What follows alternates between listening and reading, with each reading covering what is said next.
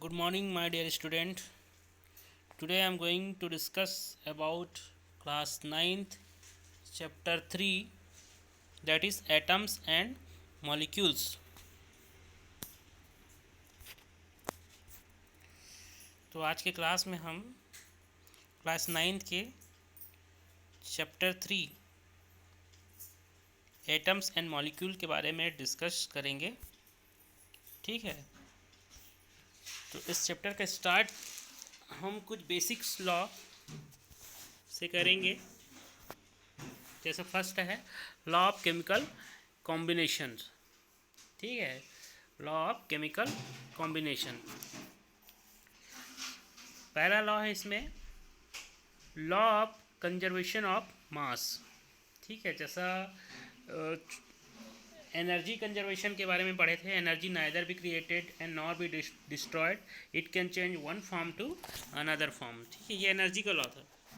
ठीक है, कि एनर्जी को हम ना ही तो ख़त्म कर सकते हैं ना ही उत्पन्न कर सकते हैं, उसको एक फॉर्म से दूसरे फॉर्म में कन्वर्ट कर सकते थे। वैसे क्या हुआ है during the chemical reaction, law of conservation of मास क्या बोलता है, during the chemical reaction mass can neither be created and nor be destroyed in a chemical reaction.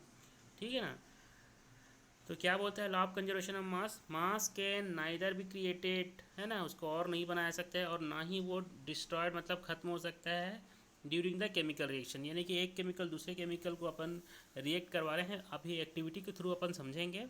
तो बिफोर रिएक्शन जो मास है वही आफ्टर रिएक्शन जो मास है होगा। ठीक है ना, चाहे प्रोडक्ट केमिकल रिएक्शन के बाद कोई दूसरा प्रोडक्ट भी बना रहा होगा।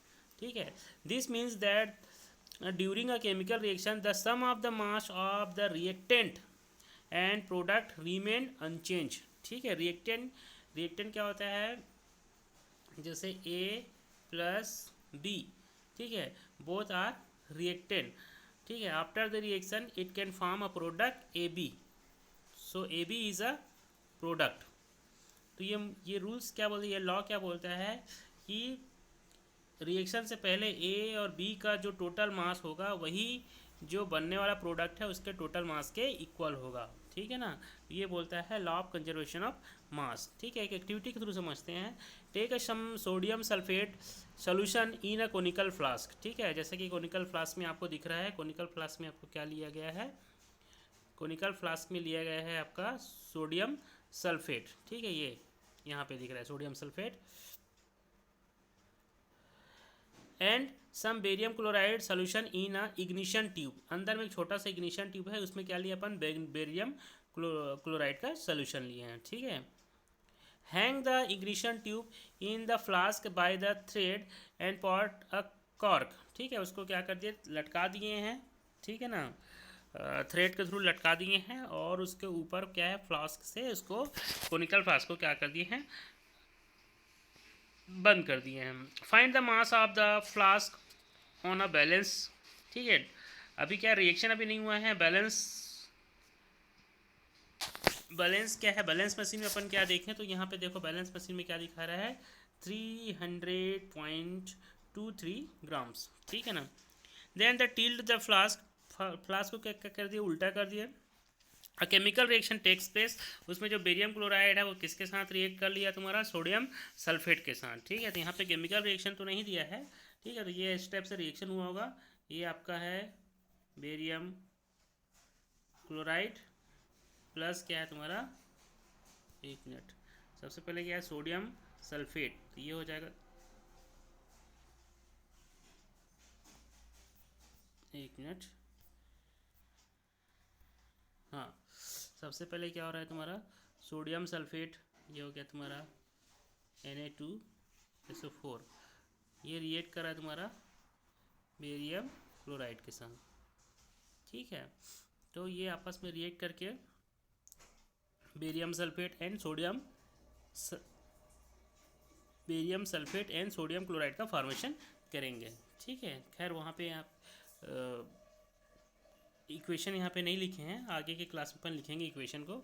यहाँ पे क्या हो रहा है, रिएक्शन हो रहा है barium chloride and sodium sulphate. ठीक है, a chemical reaction takes place and sodium chloride and barium sulphate are form.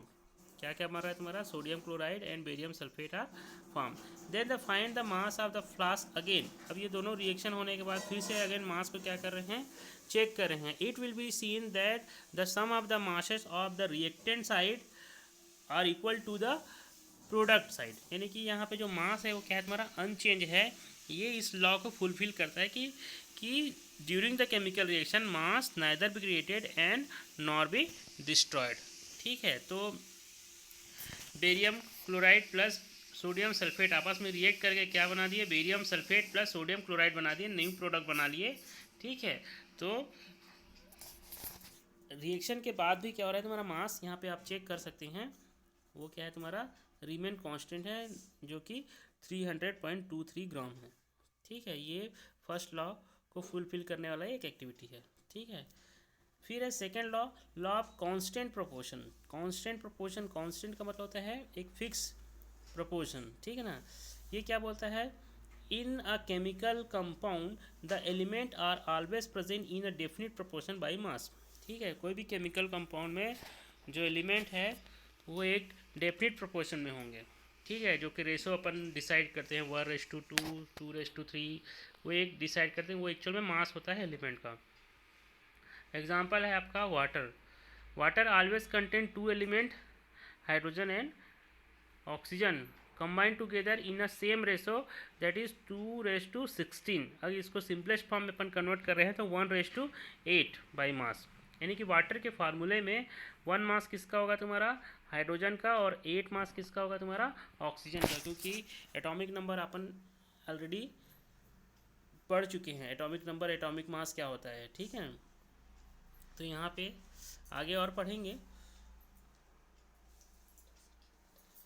ठीक है, वाटर जिसका फार्मूला क्या है, H2O। वाटर का एटॉमिक मास होता है, सॉरी हाइड्रोजन का एटॉमिक, यहाँ हाइड्रोजन का एटॉमिक मास कितना है, हाइड्रोजन का एटॉमिक मास कितना होता है, एक हाइड्रोजन का एटॉमिक मास 1 होता है, 2 का भी तो कितना हो जाएगा 2। ठीक है ना, और ऑक्सीजन का कितना होता है तुम्हारा 16। ठीक है, तो 2:16 है जैसे कि यहाँ पे दिख रहा है। अब इसको और सिंपलेस्ट में कर रहे हैं तो 2 से डिवाइड करें तो 2 1 जा 2 और 2 8 जा 16, तो ये सिंपलेस्ट रेशो में क्या आ गया तुम्हारा 1:8 आ गया। ठीक है ना, अगर आपके पास 9 ग्राम क्या है तुम्हारा वाटर है। ठीक है, if you have 9 gram of water, it decompose we get 1 gram of hydrogen and 8 gram of oxygen. ठीक है, तो ये है तुम्हारा डेफिनिट से है कांस्टेंट प्रोपोर्शन। क्या है तुम्हारा कांस्टेंट प्रोपोर्शन। अगर आपके पास अब मान के चलो 18 ग्राम क्या मिल गया, वाटर मिल गया, 18 ग्राम आपके पास क्या मिल गया तुम्हारा, वाटर मिल गया।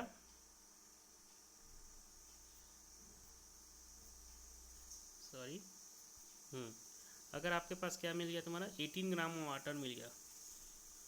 ठीक है, तो ऑब्वियस सी बात है इसमें से क्या है तुम्हारा 2 ग्राम क्या होगा हाइड्रोजन एंड 16 ग्राम क्या हो जाएगा तुम्हारा oxygen.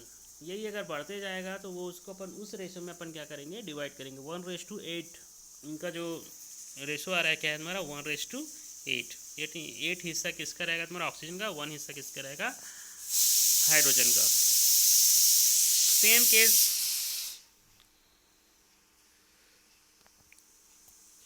Same case follow in ammonia molecule. ठीक है, तो अमोनिया का लिए देखो चेक करते हैं। अमोनिया है NH3, तो यहाँ पे नाइट्रोजन का एटॉमिक मास होता है 14 और हाइड्रोजन का एटॉमिक, अभी जस्ट देखें हाइड्रोजन का एटॉमिक मास 1 होता है तो 3 है, तो कितना हो जाएगा 3।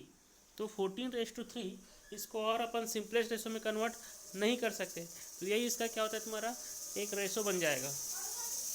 ठीक है, क्योंकि ये किसी भी नंबर से डिवाइड नहीं हो रहा है, तो ये इसका क्या हो रहा है फिक्स प्रोपोर्शन बन जाएगा। यानी कि आपके पास 15 ग्राम क्या है आपके पास अमोनिया है, तो उसमें से 3 ग्राम क्या मिलेगा आपको हाइड्रोजन मिलेगा, और 14 ग्राम क्या सॉरी अगर आपके पास 17 ग्राम क्या है अमोनिया है तो उसमें 3 ग्राम आपको हाइड्रोजन मिलेगा और 14 ग्राम क्या मिलेगा आपको नाइट्रोजन मिलेगा।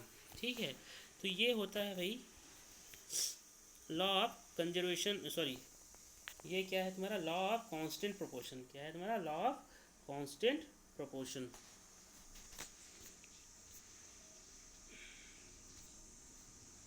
फिर नेक्स्ट है, क्या हो रहा है,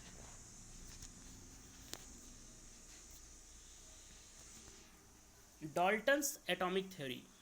ठीक है, ये दोनों रूल्स पढ़ने के बाद है अपना मेन चीज़ क्या है, डाल्टन्स एटॉमिक थ्योरी। डाल्टन्स ने एटम के बारे में एक थ्योरी दिया था, उसको क्या बोलते हैं, डाल्टन फर्स्ट बार एटम के लिए, एटम को क्या किया था, डिस्क्राइब किया था कि एटम एक्चुअल में है क्या चीज़। ठीक है ना, तो क्या बोला था, बाद में उसका ड्रॉबैक भी आया डाल्टन्स का, आगे और थ्योरी प्रपोज हुआ। ठीक है, तो जो डाल्टन्स का लिमिटेशन था उस लिमिटेशन को फुलफिल आगे और थ्योरी जो अपन पढ़ेंगे उन्होंने किया, और उन्होंने और एटम के अलावा सब एटॉमिक पार्टिकल के बारे में डिस्कशन किया। ठीक है ना, तो डाल्टन ने सबसे पहले एटम के बारे में बताया, क्या बताया उसको देखो, matter is made up of tiny particles is called the atoms. ठीक है ना, मैटर यानी कि पदार्थ यानी एक सब्सटेंस है ना, वो बहुत छोटे छोटे पार्टिकल से मिलकर बना होता है, जिसको ही अपन क्या बोलते हैं, एटम्स बोलते हैं। ये डाल्टन का पहला पोस्टुलेट था, थ्योरी का पहला पोस्टुलेट क्या था कि matter is made up tiny, tiny मतलब होता है छोटा पार्टिकल, और उसको क्या बोलते हैं अपन, एटम्स बोलते हैं। तो atoms are indivisible and can not be created or destroyed in a chemical reaction. तो एटम को क्या बोल रहा है, एटम को और डिवाइड नहीं कर सकते। ठीक है, और ना ही क्या है तुम्हारा उसको क्रिएट कर सकते हैं, ना ही डिस्ट्रॉयड कर सकते हैं ड्यूरिंग द केमिकल रिएक्शन। जो कंजर्वेशन ऑफ मास है ना, उसी को क्या किया है, उसको भी उसने बताया था। ठीक है ना, फिर है atom of a given element are similar in mass and properties. Atoms of a given element are similar in mass and properties. Then fourth, atom of a different element have the different mass and properties. ठीक है ना, एक atom का अलग ही मास होगा और उसका property भी अलग होगा, और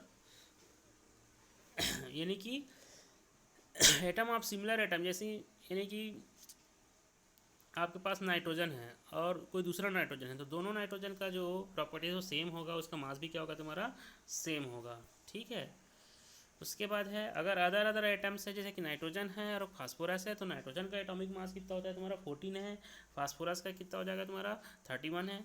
ठीक है, तो ये अलग अलग मास हो जाएगा। फिर atom combine in small whole number ratio to form a compound, जैसे वाटर मॉलिक्यूल बनाने के लिए क्या है 1:8 है ना, वाटर मॉलिक्यूल क्या है तुम्हारा 1:8 है। अमोनिया के लिए क्या है तुम्हारा 14:14 कितना है तुम्हारा 3 है। और भी है, कार्बन डाइऑक्साइड है, तो कार्बन डाइऑक्साइड के लिए क्या है CO2, तो इसको निकाल लो।